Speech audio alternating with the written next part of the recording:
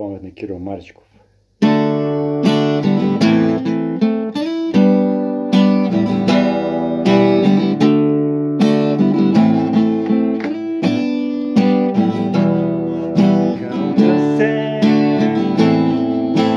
Никога не забравям те.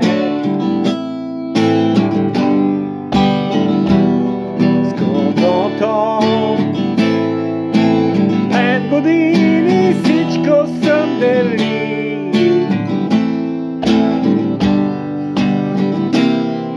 Кълна се в дявола и в Бога да сторя аз за теб каквото мога. Да му подам ръка и вложа за мене час. Да му подам ръка и вложа за мене час. И солото на Петър Гюзелев.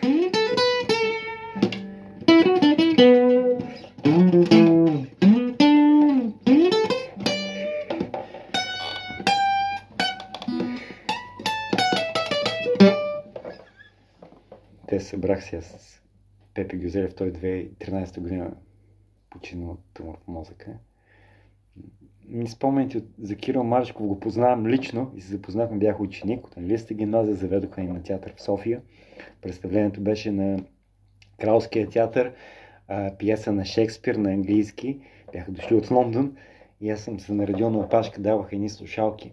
Имаше превод в ефир, но ние сме от английски и не знаем за какво става въпрос. Пиесата, нали, текста го бях чел аз на английски и велика пиеса. Няма значение, но смисъл за мен чувам глас, нали, извинете.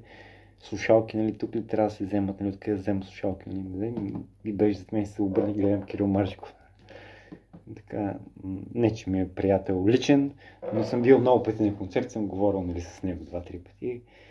Петър Гюзелев ми беше любим китарист, нали.